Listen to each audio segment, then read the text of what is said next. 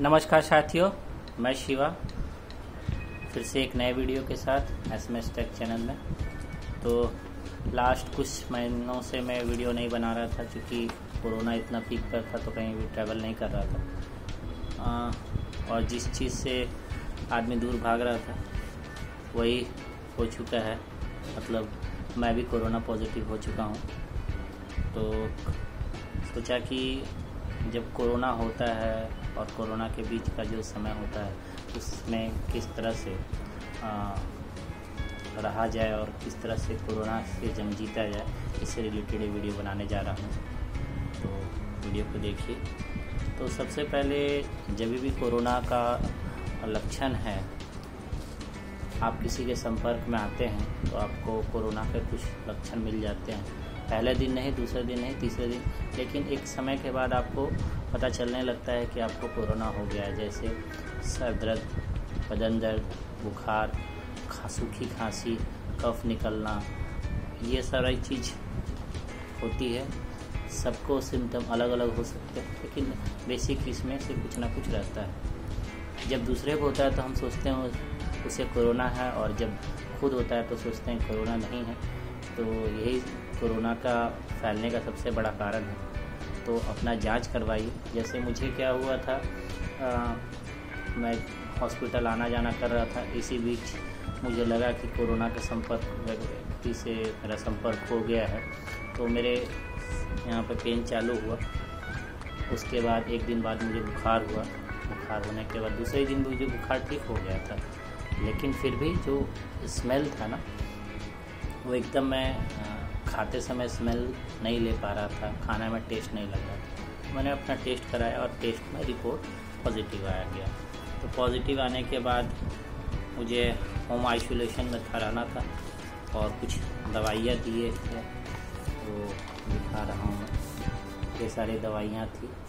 इसमें दवाई के रूप में कुछ नहीं था। पैरासीटामोल जब बुखार आता था तब खाना था, पेंटाजोल वगैरह था, डॉक्सलिन, और आप जान ही रहे, vitamin C, vitamin B, zinc, यही सारी दवाइयाँ थी जो कि 5 दिन की थी और 5 दिन के बाद ख़त्म हो गई। और पैरासीटामोल जब बुखार और बदन दर्द के लिए सजेस्ट किया गया था कि जब होगा तो आप खा लीजिएगा और कोई बीमारी नहीं। और उसके बाद 5वें दिन तक में जब आपने दवाई खाएँ तो सब लगभग ठीक हो चुका था। 6-7वें दिन का स्मेल समझ में आने लगा, लेकिन फिर भी सबसे ज़्यादा जो ज़रूरी है, खुद को आइसोलेट कर लिए थे, किसी के संपर्क में नहीं थे। और जब 10वां दिन हो गया तो फिर हमको जाके RT-PCR टेस्ट है वो कराना पड़ा। उसका रिजल्ट 3 दिन में आ जाता है, क्योंकि लोड ज़्यादा है इसमें, तो 6 से 10 घंटे के अंदर अंदर रिपोर्ट आ जाता है। तो इसमें करना क्या है, सबसे पहले कि घबराना बिल्कुल ही नहीं है। अगर कोरोना हो गया तो उसका इलाज होगा, और इलाज काफ़ी आसान है, लेकिन टेस्ट कराना बहुत ज़रूरी है। जैसे भी कुछ लक्षण दिखे आप टेस्ट करा लीजिए। सरकार की तरफ से हर जगह निःशुल्क टेस्ट की व्यवस्था है, और आपके पास पैसा है तो आप प्राइवेट में भी जल्दी से करा सकते हैं। टेस्ट कराइए, और पॉजिटिव आते हैं तो आप घर पर रहिए। और अभी तक अगर पॉजिटिव नहीं हुए हैं तो जो भी सोशल डिस्टेंसिंग, हैंड सैनिटाइजेशन और समय समय पर मास्क लगाना, भीड़ भाड़ वाले स्थान पर नहीं जाना, ये सब बारीकी जो है उसको आपको करते रहना चाहिए। और कोरोना हो गया तो बिल्कुल ही घबराने की ज़रूरत नहीं है।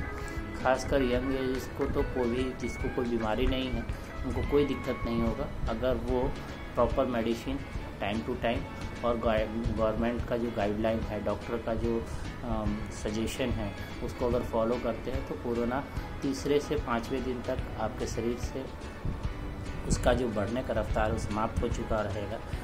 लेकिन ये इसके लिए सबसे ज़्यादा ज़रूरी है कि खुद को अलग रखिए। जो भी दिशा निर्देश दिए गए हैं उसे पालन कीजिए, और जितना हो सके सामाजिक दूरी एकदम बना लीजिए। घर में भी रहिए तो घर के किसी लोग से संपर्क बना करिए, क्योंकि संपर्क से ही ये फैलता है।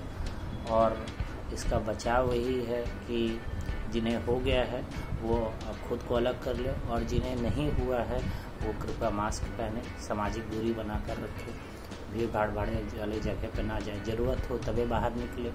और इस तरह से हम ये जंग जीत सकते हैं, ठीक है। और इस वीडियो के संदेश से हम ये बताना चाह रहे थे कि कोरोना उतना घातक नहीं है जितना लोगों के द्वारा घातक बनाया जा रहा है। अगर हम सारे जो नियम है उसको अगर फॉलो करते हैं तो कोरोना का फैलाव जो है वो रुक सकता है। टीकाकरण ज़रूर कराइए, और ब्लड बैंक में ब्लड की बहुत कमी है, तो टीकाकरण कराने से पहले भी ब्लड डोनेट करें। और जो कोरोना पॉजिटिव हो गए हैं वो रिकवर होने के बाद लोगों की ज़िंदगी बचा सकते हैं, तो अधिक से अधिक ब्लड डोनेट करें। ब्लड में भी केवल प्लाज्मा ही लिया जा रहा है, तो उस प्लाज्मा से काफ़ी लोगों की जान बचाई जा सकती है। तो ज़्यादा से ज़्यादा ब्लड डोनेशन करें, चाहे आप पॉजिटिव है चाहे नेगेटिव है। और अगर नेगेटिव है तो वैक्सीनेशन कराइए, और वैक्सीनेशन कराने से पहले भी ब्लड डोनेट कर दीजिए, जिससे ज़्यादा से ज़्यादा लोगों को जीवन बचाया जा सके। इसी संदेश के साथ आपसे विदा लेता हूँ। जय हिंद, जय भारत।